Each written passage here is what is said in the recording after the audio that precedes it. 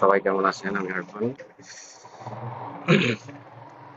আসলে আমি সচরাচর কখনো লাইভ করি না। আজকে আসলে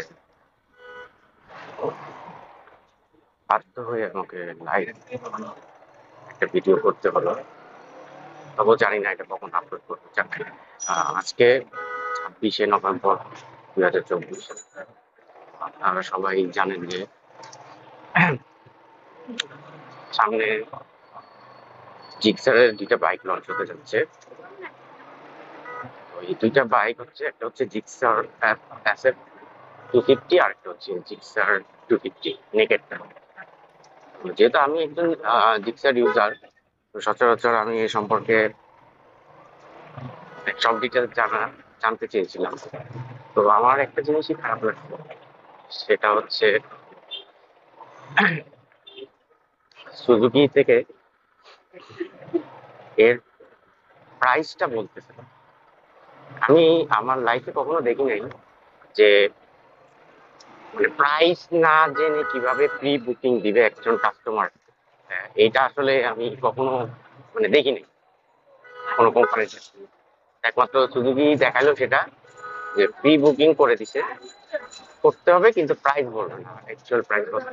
তাহলে আমার তো একটা বাজেট আছে। আমার এই বাজেটটার মধ্যে যদি আমি বাইকটা না পাই, ধরেন এখন আমি প্রি বুকিং করলাম, এটার প্রাইস হচ্ছে আমি আইডিয়া করলাম যে এটার প্রাইস 4 লাখ টাকা হবে, বা 4,20,000 বা 50। যাক, আমার বাজেট এরকম ধরে আমি একটা আইডিয়া করলাম। এখন দেখা গেল আমি প্রি বুকিং করলাম, করার পরে বাইকের প্রাইস লঞ্চ হলো, দাম রাখা হলো বাইক লঞ্চ করে 5 লাখ, 5.5 লাখ টাকা।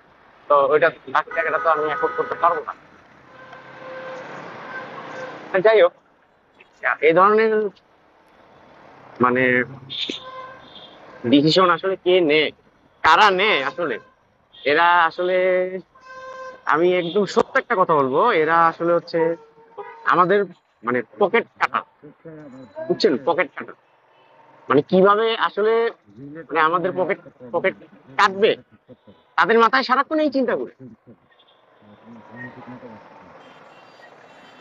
যাই হোক, কিছুদিন আগে রয়্যাল এনফিল্ড লঞ্চ হয়েছে। আপনারা সবাই দেখছেন যে রয়্যাল এনফিল্ডও প্রি বুকিং করার সিস্টেম ছিল, প্লাস ওরা প্রাইসের বাইকের দাম জানিয়ে তারপরে প্রি বুক নেওয়া শুরু।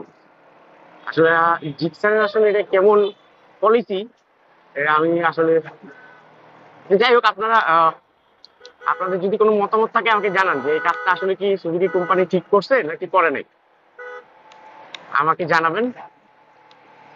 আর এই জিক্সারের প্রাইসটা কত হলে পারফেক্ট হয় বর্তমানে বাংলাদেশের বাজারে,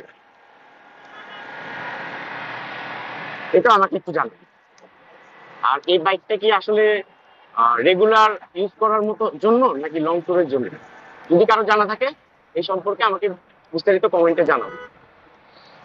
ধন্যবাদ সবাইকে।